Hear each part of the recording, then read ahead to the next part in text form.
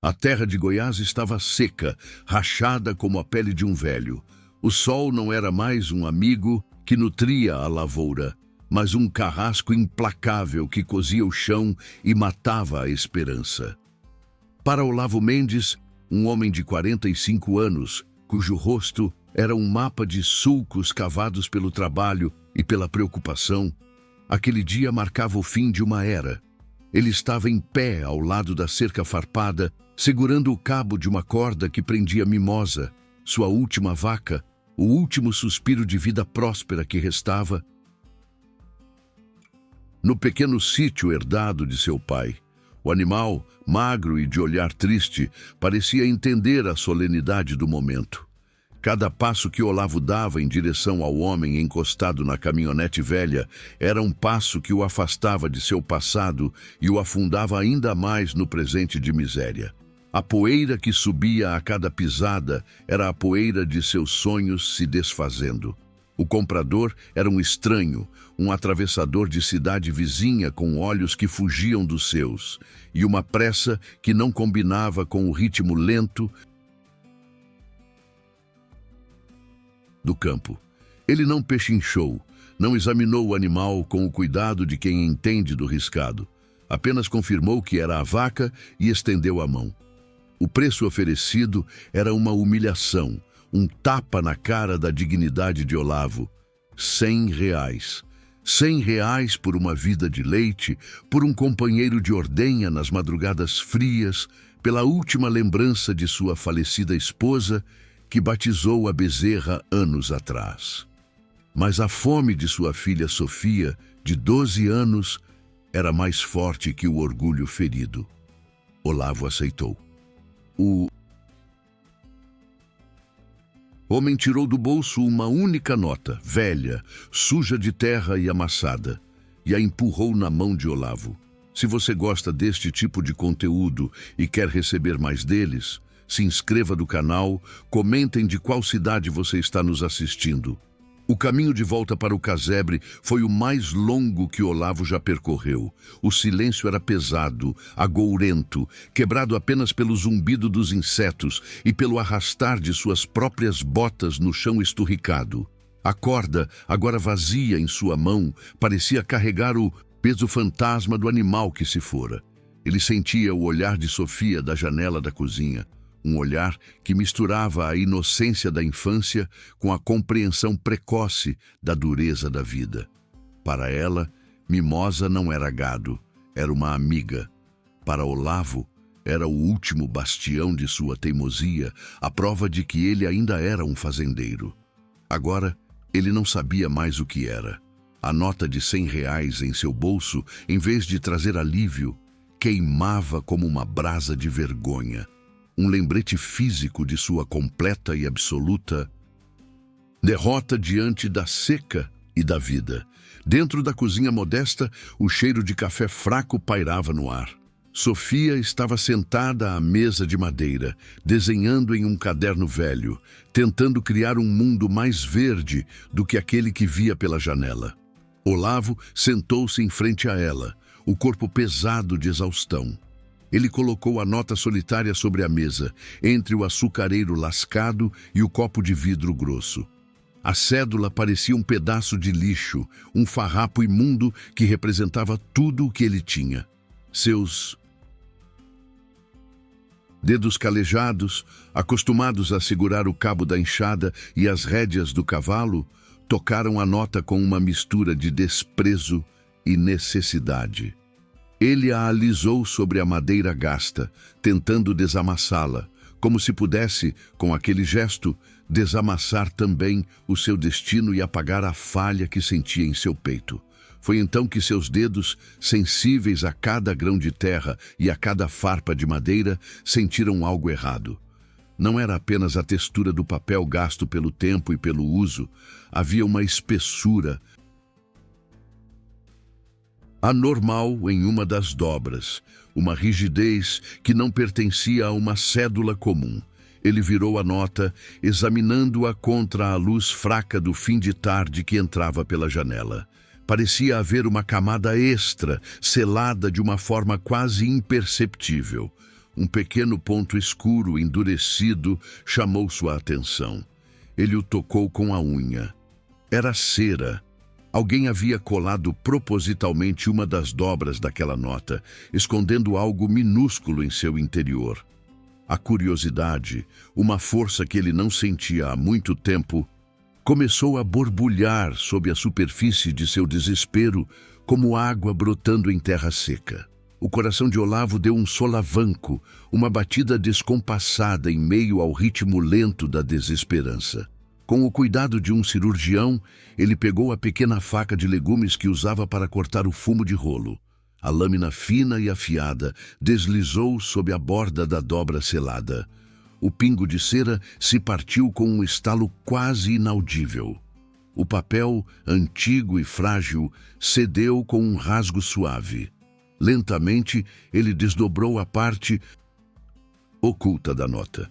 Seus olhos, acostumados a esquadrinhar o horizonte em busca de nuvens de chuva, agora se focavam naquele pequeno segredo. Não havia mais dinheiro ali dentro. Havia outro papel, ainda menor, dobrado com uma precisão impressionante. Era um pedaço de papel amarelado, quase da cor do milho seco, e parecia tão velho e quebradiço que Olavo temeu que se desfizesse em pó ao seu toque. Com uma delicadeza que contrastava com suas mãos grossas, Olavo desdobrou o pequeno bilhete. A caligrafia era trêmula, desbotada pelo tempo, as letras desenhadas com uma mão que parecia carregar o peso do mundo. A tinta, antes preta ou azul, agora era de um marrom pálido, a cor de sangue seco.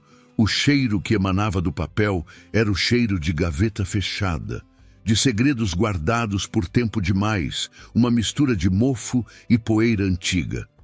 Ele aproximou o bilhete dos olhos, forçando a vista para decifrar as palavras que pareciam sussurrar do passado.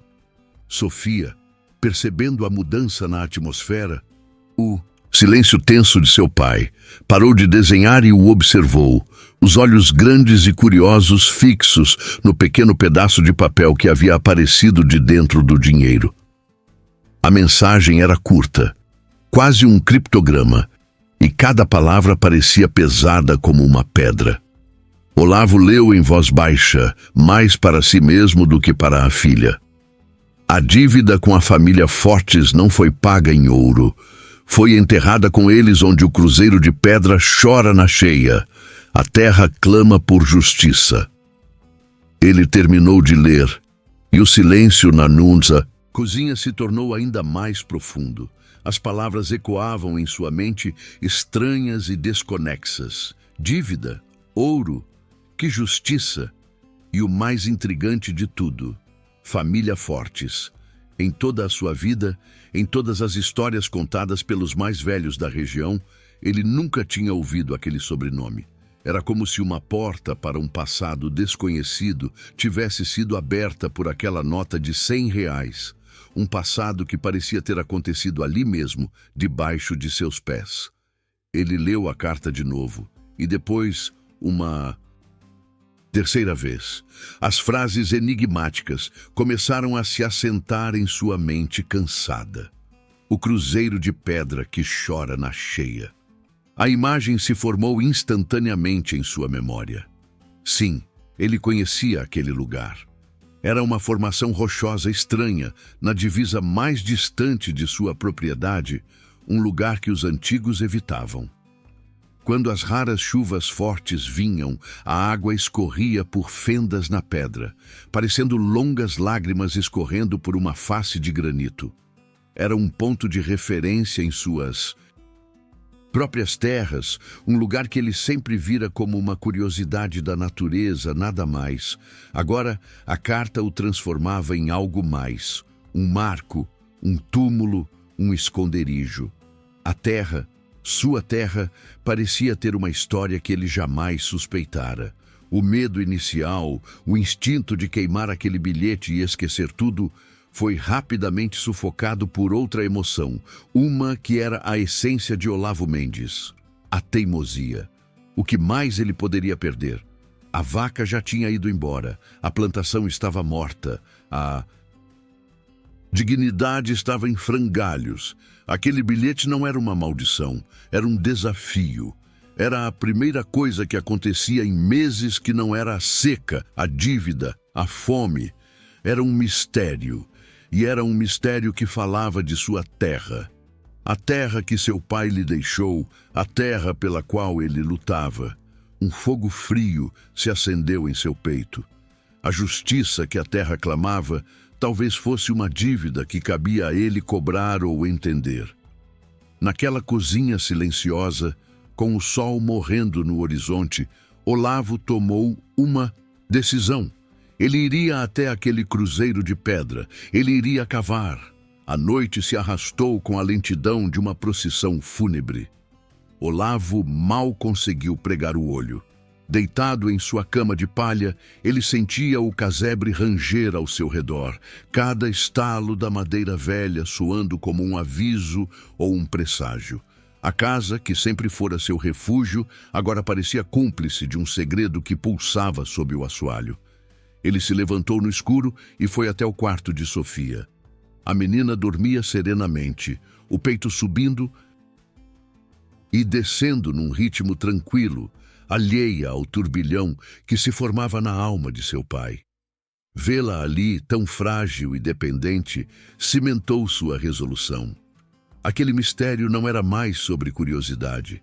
Era sobre a possibilidade, por menor que fosse, de mudar o destino deles, de arrancar a vida daquele chão seco de uma forma que ele nunca imaginou ser possível. Antes que o primeiro raio de sol tingisse o céu de cinza, Olavo já estava de pé, movendo-se com a determinação silenciosa de um caçador. Ele pegou suas ferramentas no galpão, a pá de cabo liso pelo uso, a picareta pesada que conhecia a dureza de sua terra. Os sons do metal contra a madeira no silêncio da madrugada eram agudos, quase violentos, quebrando a paz do amanhecer. Ele não tomou café. A fome em seu estômago era ofuscada por uma ansiedade maior. Com a alça da picareta no ombro e a pá na mão, ele começou a caminhada em direção à divisa da propriedade, um vulto solitário se movendo contra a paisagem desolada. Cada passo era firme, fincado no chão que agora lhe parecia diferente, um palco de segredos enterrados, onde ele era o único ator. O cruzeiro de pedra se erguia no horizonte como um monumento esquecido por Deus. De perto, era ainda mais impressionante. A rocha maciça, esculpida pelo vento e pela chuva ao longo dos séculos, tinha uma face quase humana, melancólica. As fendas escuras por onde a água escorria nas cheias pareciam cicatrizes profundas, as lágrimas que a carta mencionava. Olavo parou diante dela, sentindo a energia do lugar. O ar ali era mais frio, mais denso.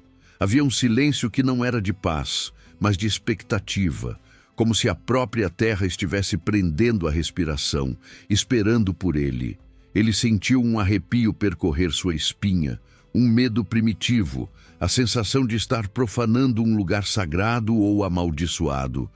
A sombra da pedra o engoliu, e ele se sentiu pequeno e insignificante diante daquele gigante adormecido. Decidir onde cavar era a parte mais difícil. O terreno ao redor do cruzeiro era irregular, coberto por uma vegetação rasteira e teimosa que se agarrava à vida. Não havia cruz, nem marco, nem sinal algum de que a terra ali já havia sido aberta. Olavo confiou no seu instinto de agricultor, na sua conexão com o solo. Ele andou em círculos, observando não a superfície, mas o que ela sugeria. Procurou por uma depressão sutil, quase imperceptível, um lugar onde o capim crescia de forma diferente, com menos vigor. Ali, a terra parecia mais compacta, como se um dia tivesse sido revolvida e depois socada de volta, guardando para sempre a memória da perturbação. Ele encontrou o que procurava a uns 10 passos da base da rocha. um trecho de chão que parecia ligeiramente afundado. Era ali. O primeiro golpe da picareta soou como uma profanação. O metal cantou ao se chocar com a terra dura e compactada, e o eco se espalhou pela planície silenciosa. O trabalho era brutal. A camada superficial, cozida pelo sol, durante anos de seca, era quase tão dura quanto cimento. Olavo suava em bicas, o suor salgado escorrendo por seu rosto e pingando no pó. Seus músculos, já cansados pela lida diária, protestavam a cada movimento, a cada vez que ele erguia a ferramenta pesada e a trazia para baixo com toda a sua força. A cada golpe, ele se perguntava se não estava louco, se não era apenas um tolo perseguindo as palavras delirantes de um bilhete anônimo, cavando sua própria cova de esperanças frustradas no meio do nada. As horas se arrastavam sob o sol a pino. A paisagem ao redor tremeluzia com o calor, criando miragens no horizonte. O mundo parecia ter se resumido àquele buraco que crescia lentamente, centímetro por centímetro. A monotonia do esforço físico começou a pesar em sua mente. As dúvidas, que antes eram sussurros, agora gritavam em seus pensamentos. O que ele esperava encontrar? Ouro? Joias? E se encontrasse, o que faria? Aquele dinheiro não traria a chuva de volta, não faria o pasto crescer. Era um atalho, uma solução que não parecia honesta, não parecia com ele. Por um momento ele pensou em desistir, em jogar a pá no chão e voltar para a segurança de sua miséria conhecida. Mas a imagem da carta, da caligrafia trêmula, o impelia a continuar. A ponta da picareta bateu em algo com um som surdo. Pedra. A frustração percorreu o corpo de Olavo como um choque elétrico. Ele limpou o suor dos olhos com as costas da mão suja de terra e olhou para o fundo do buraco. Era apenas uma grande rocha, um obstáculo comum naquela região. Ele sentiu o peso do desânimo em seus ombros. As bolhas em suas mãos, que antes ele ignorava, agora ardiam como fogo. A sede arranhava sua garganta. O cheiro de poeira e suor era sufocante. Era um esforço inútil. Ele estava caçando fantasmas, desperdiçando a pouca energia que lhe restava em uma fantasia. Ele se sentou na beira do buraco, o corpo dolorido, o espírito quase quebrado. Ele pegou seu cantil e tomou um gole de água morna. De sua posição elevada, conseguia ver seu casebre, um ponto minúsculo e solitário, na vastidão da paisagem seca. Parecia tão frágil, tão vulnerável.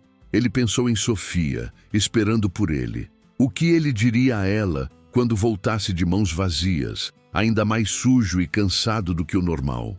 A vergonha o atingiu. Ele não podia desistir. Sua teimosia, a mesma que o fazia plantar em terra seca e consertar cercas que não protegiam nada, era sua maior força. Não era pelo ouro, era para provar a si mesmo que ele não era um homem que se entregava, que ele lutaria até o fim, mesmo que a luta fosse contra um fantasma e uma terra dura. Com um rugido de frustração e determinação, ele se levantou e pulou de volta no buraco. Ele não iria mais cavar ao redor da rocha, ele a arrancaria dali. Usando a picareta como alavanca, ele forçou a pedra, grunhindo com o esforço. Seus músculos gritaram, as veias de seu pescoço saltaram.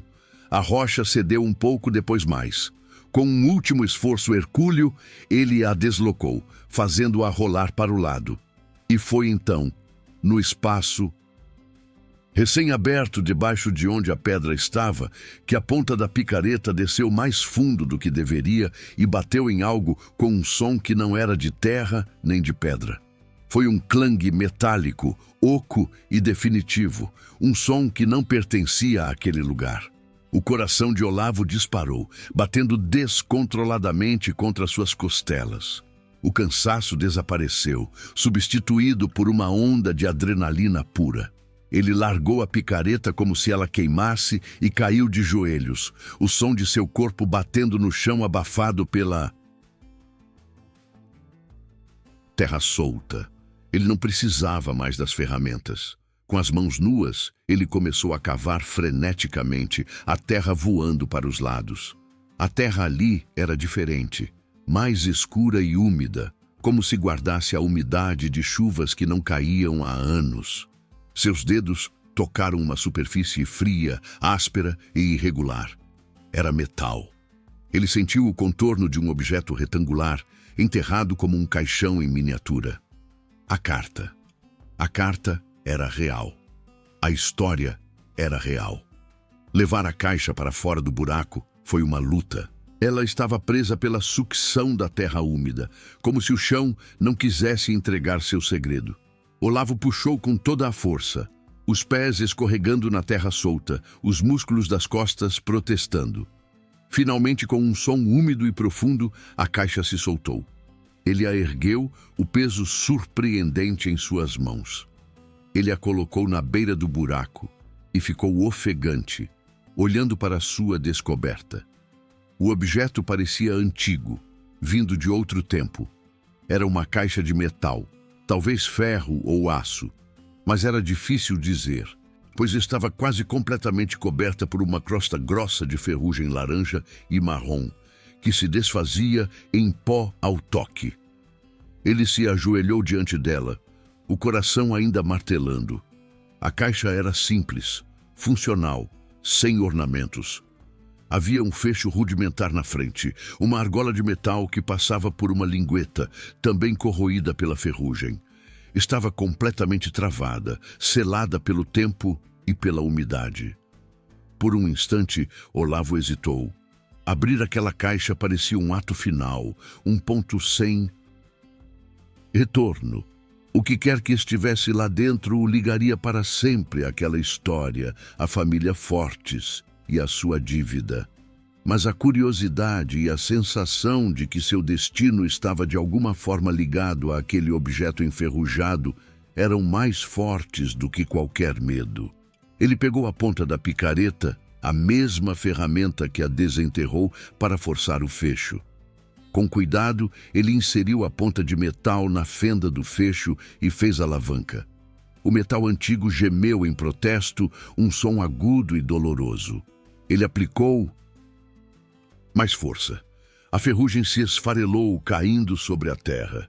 Ele sentiu a tensão no fecho, a resistência de décadas de abandono. Então, com um estalo seco e alto que ecoou pelo silêncio do sertão, o fecho se partiu. O som assustou um pássaro escondido em um arbusto próximo, que voou em pânico.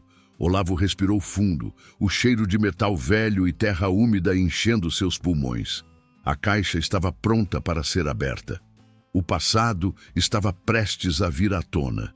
Lentamente, com as mãos trêmulas, ele ergueu a tampa. As dobradiças, também enferrujadas, rangeram como o portão de um cemitério. Ele segurou a respiração, os olhos fixos na escuridão que se revelava. A primeira coisa que o atingiu foi o cheiro. Não era o cheiro de riqueza, de ouro ou prata. Era um cheiro de mofo, de papel velho, de tecidos apodrecidos, o odor inconfundível do tempo e da decomposição. Era o cheiro de uma tumba. Seu coração, que esperava tolamente por um brilho dourado, afundou em decepção e foi substituído por uma intriga ainda mais profunda. Se não era um tesouro, o que era tão importante a ponto de ser enterrado com tanto cuidado? Dentro da caixa repousava um único volume, cuidadosamente embrulhado em um pedaço de oleado, um tecido impermeável que fora a última linha de defesa contra a umidade da terra. O material estava ressecado e quebradiço, rachando ao menor toque. Olavo afastou os pedaços do oleado com a ponta dos dedos, revelando o que havia por baixo. Não eram moedas, nem barras de ouro. Eram duas coisas distintas. Um livro de capa de couro escura, manchada pela umidade, e um maço de papéis amarelados, amarrados com o que um dia fora uma fita de cetim, agora desbotada para um cinza fantasmagórico. Era um tesouro de histórias, não de riquezas. Ele pegou o livro primeiro. A capa de couro estava fria e úmida ao toque. Ele a abriu com um cuidado reverente. As páginas estavam grudadas umas nas outras pela umidade, mas a primeira folha estava legível. Nela, com uma caligrafia fina e elegante, quase artística, estava escrito um nome: Diário de Lídia Fortes. O nome da carta: A Mulher Enterrada. Um arrepio percorreu o corpo de Olavo, um calafrio que nada tinha a ver com a temperatura. Ele não estava segurando um objeto, estava segurando a vida de alguém, os pensamentos, os segredos. Era como se o fantasma daquela mulher estivesse ali, ao seu lado, observando-o ler seu nome. Com o diário no colo, ele pegou o maço de papéis. A fita que os prendia se desfez em pó entre seus dedos. Eram documentos oficiais, dobrados com precisão. Ele os desdobrou, a fibra do papel protestando, quase rasgando nas dobras. O texto era formal, cheio de termos legais e selos desbotados. Era uma escritura de terra, um título de propriedade. Seus olhos percorreram as linhas, decifrando a linguagem arcaica, até que chegaram à descrição da propriedade. O sangue de Olavo gelou. A escritura descrevia, com detalhes inconfundíveis de marcos naturais e limites, a exata porção de terra onde hoje ficava a fazenda da comunidade da Nova Aliança. Ele leu de novo, para ter certeza. Não havia dúvida. A próspera e vizinha comunidade, liderada pelo carismático e respeitado irmão Jonas, estava construída sobre a terra que, por direito, pertencia à família Fortes. A dívida mencionada na carta não era sobre dinheiro, era sobre terra, terra roubada. E se a carta dizia que a família foi enterrada com a dívida, a implicação era monstruosa. Olavo olhou ao redor, para a sua terra, para a terra vizinha no horizonte. Tudo parecia diferente agora, manchado por um crime antigo. Ele não havia desenterrado um tesouro, havia desenterrado um assassinato. A verdade o atingiu com a força de um soco no estômago. Ele estava no meio de algo muito maior e mais perigoso do que jamais poderia ter imaginado. Aquela caixa não continha a solução para seus problemas, mas o começo de problemas muito piores. Ele agora possuía a prova de um crime terrível, um segredo que alguém, por décadas, se esforçou para manter enterrado. Olhando para o diário em suas mãos, ele sabia que as respostas para o como e o porquê estavam naquelas páginas. E ele também sabia, com uma certeza assustadora, que ler aquele diário o colocaria em um caminho do qual ele nunca mais poderia voltar. Olavo voltou para casa sob o peso de sua descoberta, a caixa de metal parecendo pesar 1 tonelada em seus braços. A euforia de encontrar algo havia se transformado em um pavor gelado. Ele não era um caçador de tesouros, era o guardião de um túmulo. Escondeu a caixa e seu conteúdo no lugar mais seguro que conhecia, o fundo de um velho baú de mantimentos, sob sacos de farinha e feijão. Nos dias que se seguiram, um silêncio diferente se instalou no sítio. Não era a quietude da solidão, mas a quietude da observação. As notícias no sertão não viajam pela boca, mas pelos olhos. Um rastro de terra remexida, a ausência de um homem por uma manhã inteira, eram fatos que se espalhavam como sementes no vento. Olavo sentia os olhares dos poucos vizinhos distantes, sentia que sua ação no cruzeiro de pedra havia perturbado mais do que apenas a terra. Passaram-se 3 dias. 3 dias em que Olavo tentou, sem sucesso, mergulhar na caligrafia de Lídia Fortes, mas o medo e a paranoia o impediam de se concentrar. Em cada página, ele sentia o perigo se aproximando. E então, numa tarde quente e parada, uma nuvem de poeira surgiu na estrada de terra, densa e veloz demais para ser o velho jipe de algum conhecido. Uma caminhonete branca, limpa e nova, um veículo de outro mundo, parou em frente à sua porteira remendada. O motor silenciou, e do lado do motorista desceu um homem que Olavo só conhecia de nome e reputação. Era irmão Jonas, o líder da comunidade da Nova Aliança.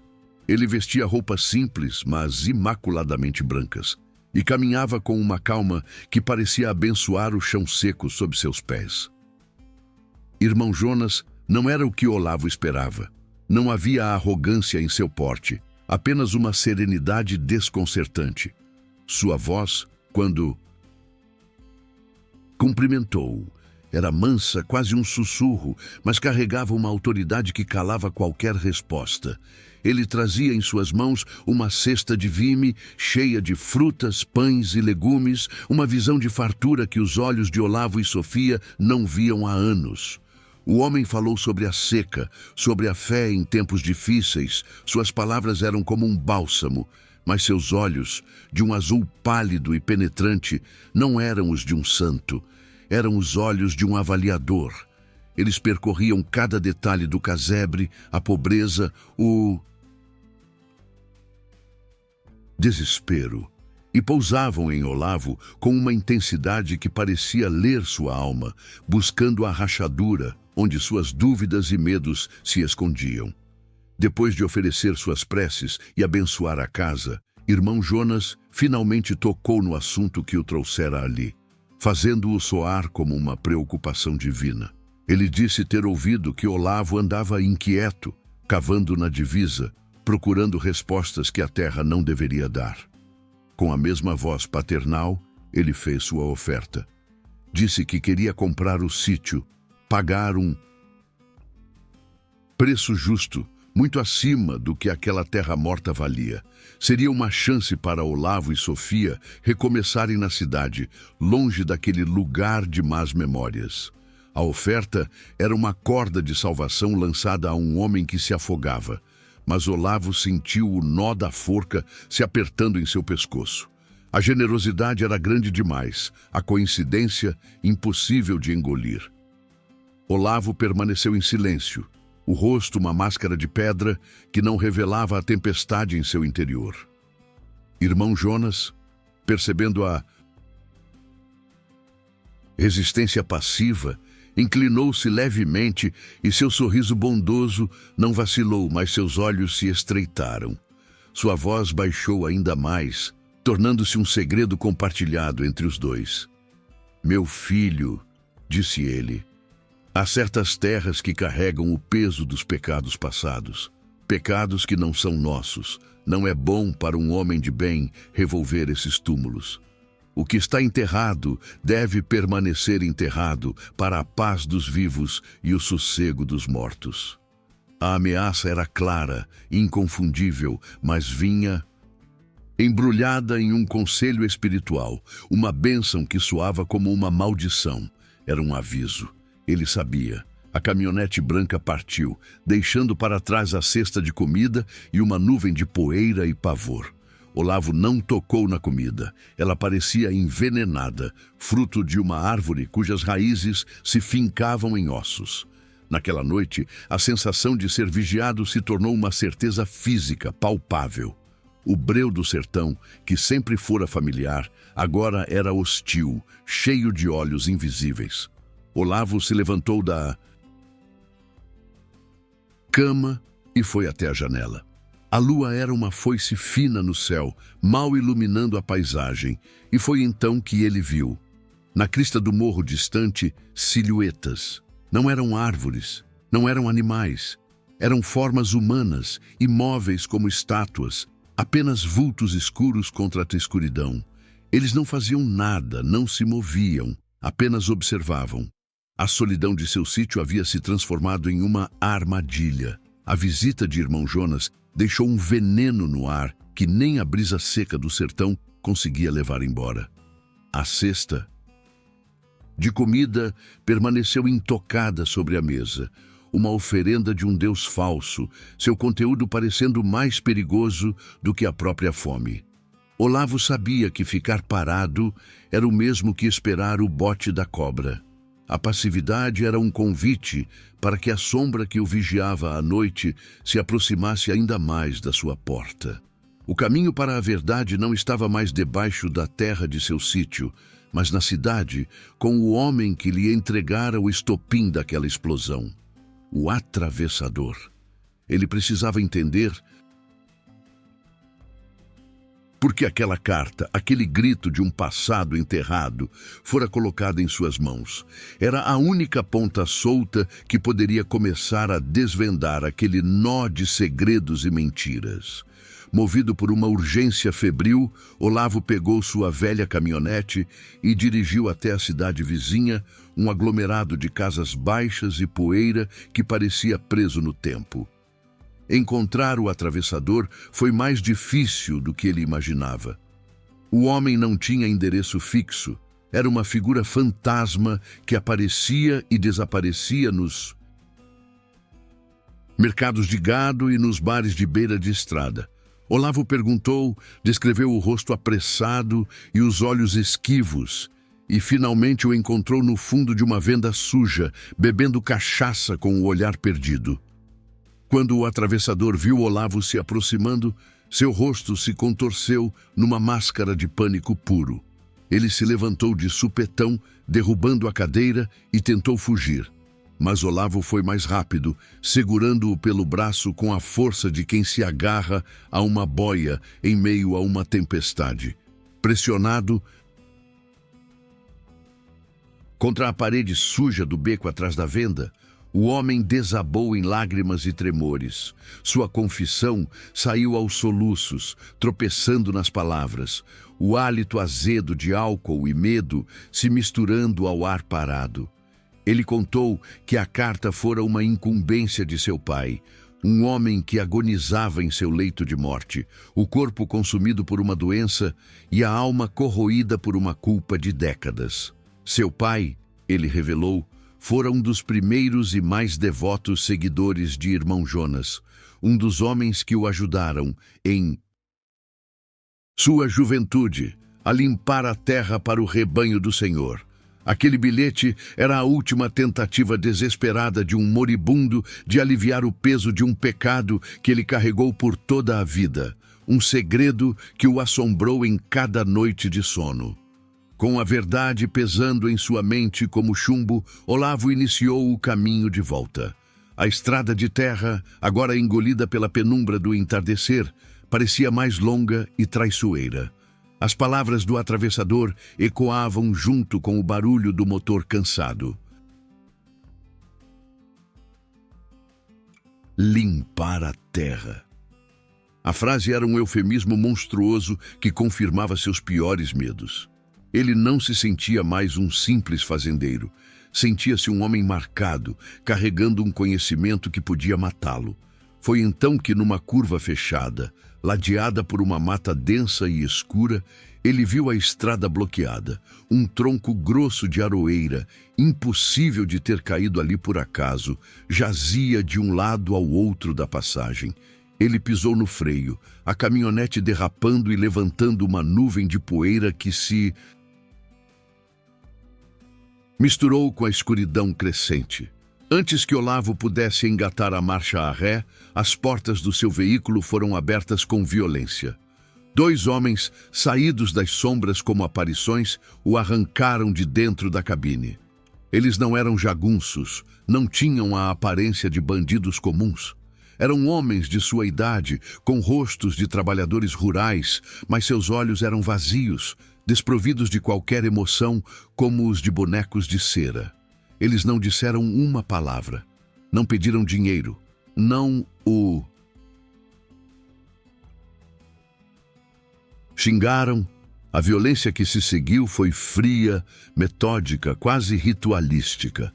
Um deles o segurou pelos braços com uma força desumana, enquanto o outro, com uma calma assustadora, pegou uma pedra e estraçalhou o farol esquerdo da caminhonete, o som do vidro se partindo ecoando na noite como um grito.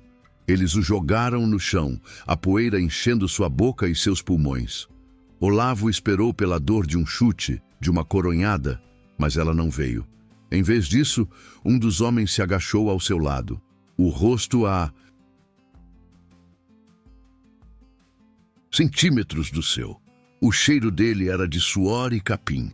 A voz, quando veio, foi um sussurro, mais aterrorizante do que qualquer grito de ódio. O Senhor ceifa o trigo curioso antes que ele vire praga.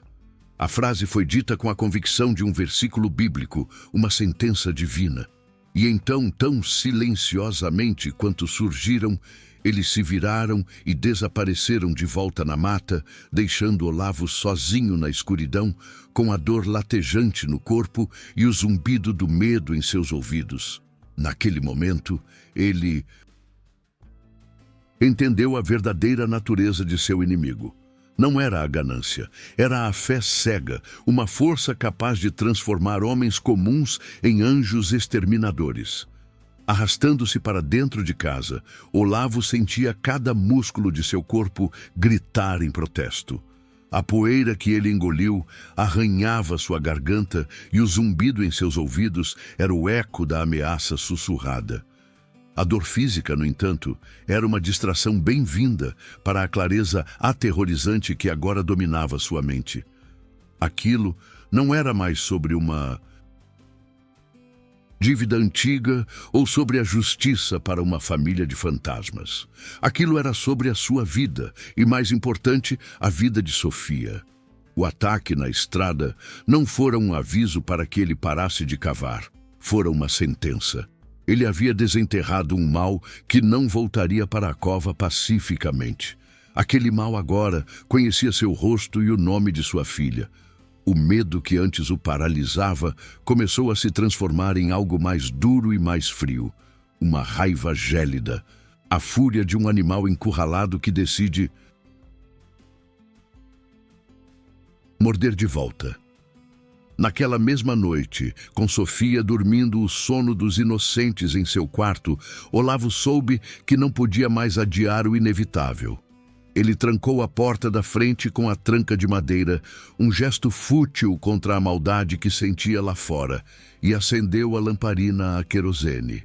A chama amarelada lançou sombras dançantes na cozinha, transformando o casebre humilde em um santuário frágil contra as trevas do mundo. Ele foi até o baú de mantimentos e retirou a caixa de metal. Com as mãos ainda trêmulas, não de medo, mas de uma nova e sombria determinação, ele pegou o diário de Lídia Fortes. O cheiro de mofo e terra úmida subiu das páginas. Ele se sentou à mesa e, ao som do canto dos grilos e do ranger do vento, começou a ler, decidido a ouvir a história completa daquela mulher, a entender a verdadeira face do demônio que agora o assombrava. As primeiras páginas do diário eram um retrato de uma vida que Olavo mal podia imaginar. Festas, vestidos de seda, a alegria da colheita, farta. Mas aos poucos, a narrativa se tornava sombria.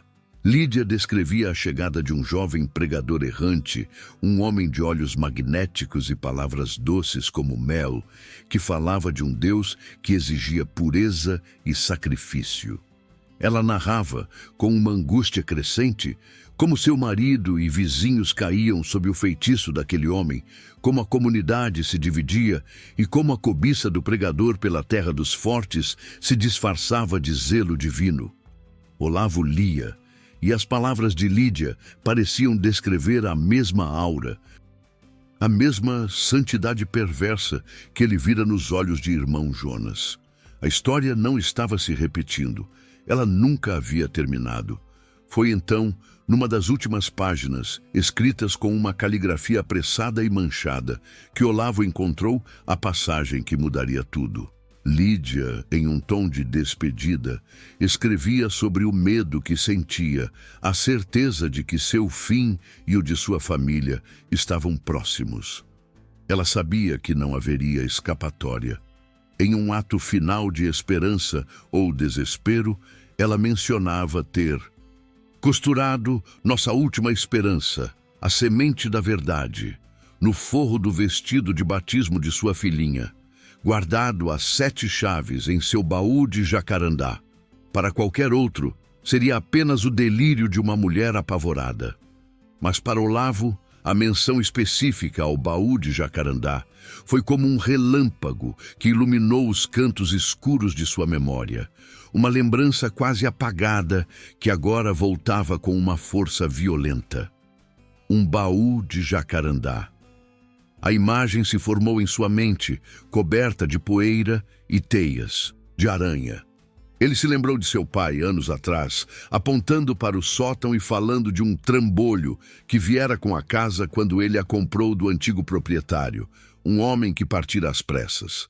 Era um baú pesado, escuro e entalhado, que eles nunca se deram ao trabalho de remover.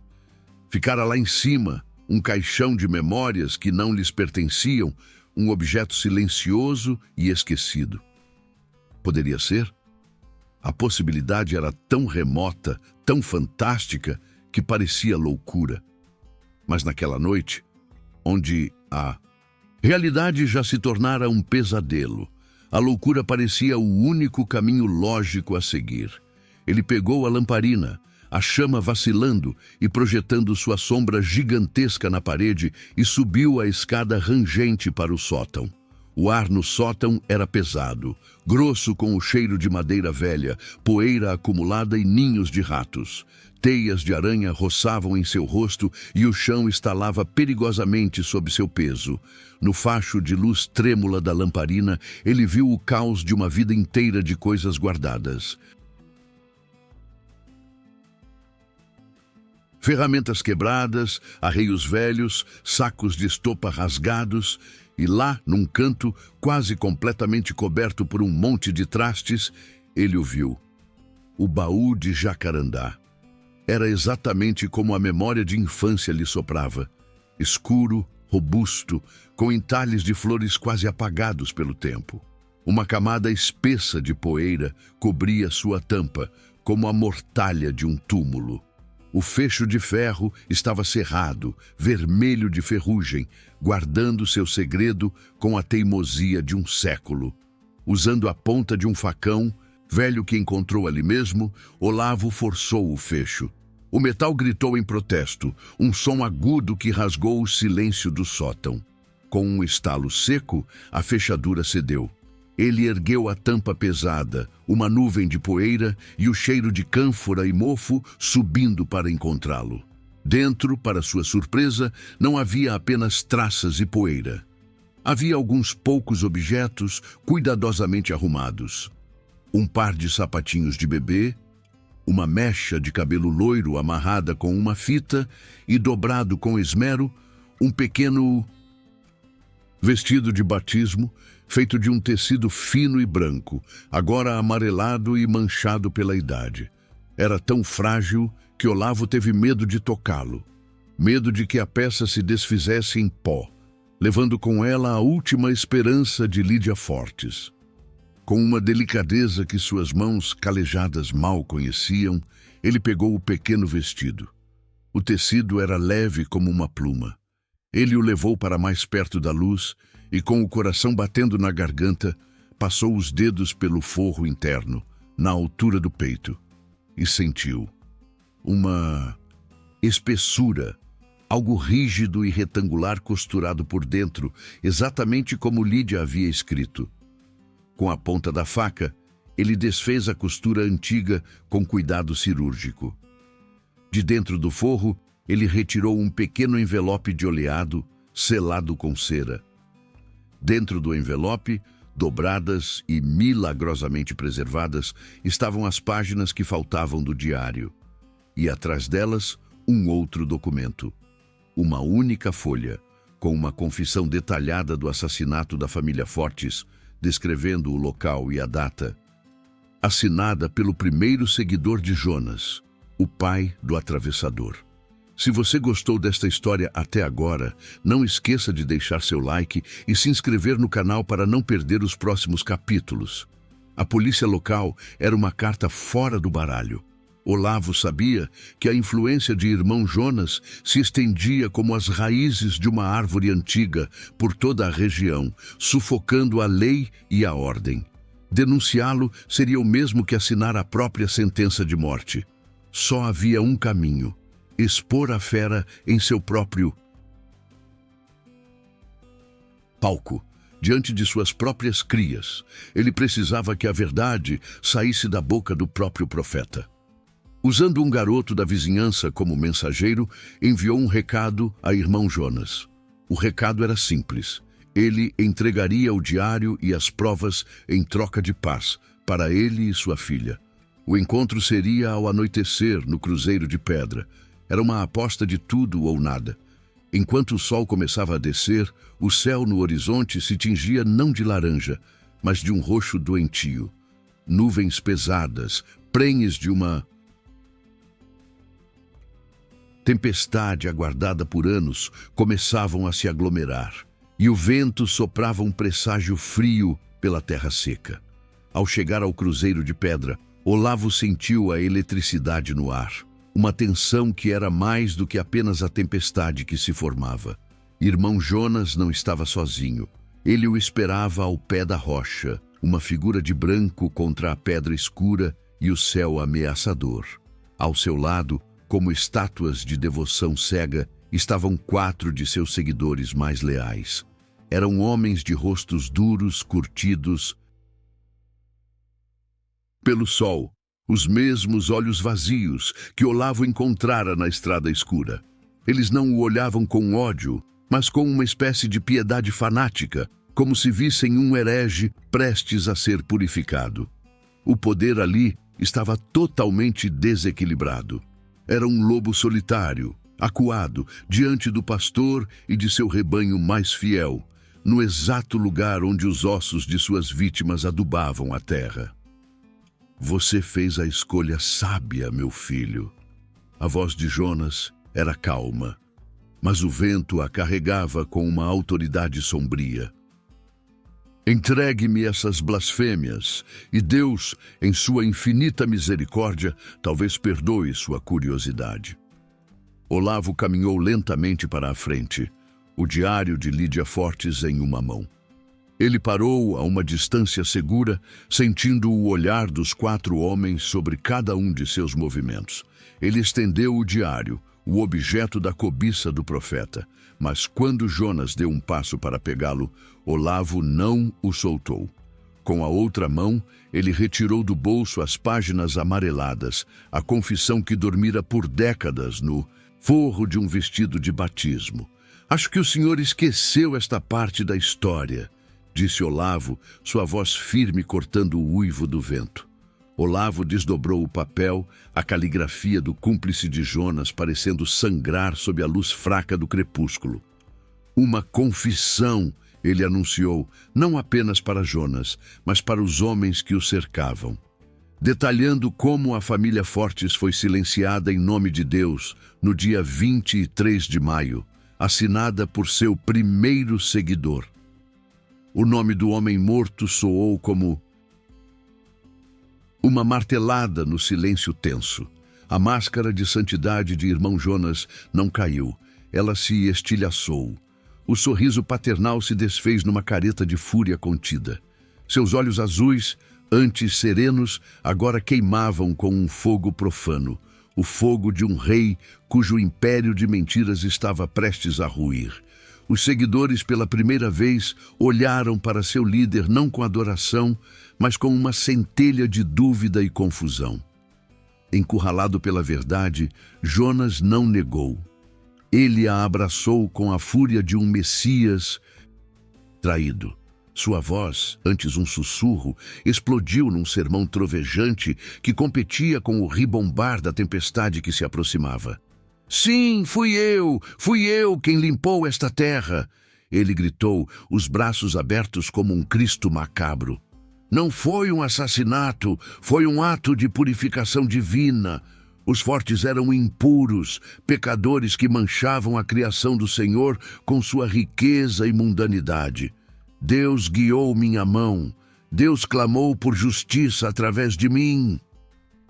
A confissão era uma torrente de fanatismo, uma autoproclamação de sua santidade através do crime. E as palavras monstruosas pairaram no ar pesado, chocando até mesmo os homens que o seguiriam até o inferno. A confissão brutal, dita como um evangelho de sangue, quebrou a lealdade cega. 2 dos seguidores recuaram um passo, o horror estampado em seus rostos. Os outros 2 pareciam ainda mais inflamados pela loucura de seu líder. A unidade do rebanho se partiu. Naquele instante de hesitação, de caos e choque, Olavo encontrou sua brecha. Ele conhecia cada palmo daquele chão, cada fenda e cada moita. Enquanto Jonas, de olhos fechados, continuava seu sermão para as nuvens de tempestade, Olavo recuou para as sombras da mata. As primeiras gotas de chuva, grossas e pesadas como moedas de chumbo, começaram a cair, lavando a poeira e o sangue invisível da terra. Olavo desapareceu na escuridão, deixando para trás um profeta desmascarado, um rebanho dividido, e a verdade finalmente solta no vento e na chuva. A fuga de Olavo foi um ato de puro instinto, uma dança desesperada com as sombras e os primeiros pingos da tempestade. Ele não correu para casa, para a falsa segurança de seu casebre. Ele correu para sua velha caminhonete, o farol quebrado como um olho cego piscando para a escuridão. Com a confissão de Jonas ecoando em sua mente e a confissão do cúmplice guardada no peito, ele dirigiu noite adentro, não para longe do perigo, mas através de seu coração. A chuva que caía não era mais uma bênção, era um dilúvio que transformava a estrada de terra num rio de lama, e a cada derrapada, a cada solavanco, ele se agarrava ao volante com a certeza de que não estava fugindo, mas caçando. Ele levava consigo a prova irrefutável, a palavra que desarmaria um Deus e derrubaria um reino, e a entregaria a uma autoridade distante, em uma capital onde a influência de Jonas não pudesse alcançá-lo. Uma semana depois, a resposta do mundo exterior chegou ao sertão isolado. Não veio com sirenes, mas no silêncio de carros sem identificação, que levantavam uma poeira estranha na estrada da comunidade. Homens de roupas sérias, com olhares que não se deixavam enganar por fachadas de santidade, desceram e iniciaram a desconstrução do império. A prisão de irmão Jonas não foi o clímax de uma batalha, mas o fim melancólico de uma farsa. O profeta, despido de seus seguidores e de sua aura divina, era apenas um velho assassino, cujas mãos foram algemadas sem qualquer resistência. A comunidade da nova aliança, antes um modelo de prosperidade e fé, tornou-se um labirinto de segredos expostos, um crime que finalmente encontrou sua cena e suas testemunhas tardias. O império, erguido sobre o sangue dos fortes, desmoronou sob o peso da verdade. Para Olavo, não houve recompensa material. Nenhuma medalha, nenhum dinheiro, nenhuma menção em jornais. Sua vida voltou a ser a mesma, mas fundamentalmente diferente. A chuva, que começou na noite do confronto, continuou a cair por dias, não como uma tempestade violenta, mas como um batismo lento e persistente. A terra seca, gretada, bebeu a água com uma sede de anos, e o cheiro de terra molhada, o perfume da vida, encheu o ar. Olavo, de pé na varanda de seu casebre, com Sofia ao seu lado, observava a paisagem se transformar. Sua recompensa não podia ser contada em notas de dinheiro. Era a paz que sentia no peito, a segurança nos olhos da filha, a dignidade de sua teimosia validada. Ele continuava sendo um homem pobre, dono de uma terra pequena, mas agora era o senhor de seu destino. A terra finalmente estava em paz. A história de Olavo Mendes, cravada na poeira e no sangue daquela terra em Goiás, ensina uma lição antiga e amarga. O mal mais perigoso raramente se anuncia com a fúria de um demônio. Ele muitas vezes veste roupas brancas, fala com a voz mansa de um profeta e oferece a salvação em uma mão, enquanto esconde a adaga na outra. A verdadeira fé, Olavo aprendeu no silêncio de sua luta, não reside na devoção cega a um homem que se proclama santo, mas na coragem teimosa de um pai que, mesmo no fundo do poço do desespero, escolhe a verdade, por mais profana e aterrorizante que ela seja. Ele não encontrou o ouro que a carta parecia prometer, mas descobriu algo infinitamente mais valioso. A prova de que a integridade de um homem comum, regada pelo suor e pela decência, é a única chuva capaz de fazer a justiça florescer na terra mais seca e esquecida. Se você gostou desta história, clique no vídeo na tela para assistir outra narrativa. Não esqueça de deixar seu like, se inscrever no canal e considerar um super chat para nos apoiar a continuar trazendo histórias como esta.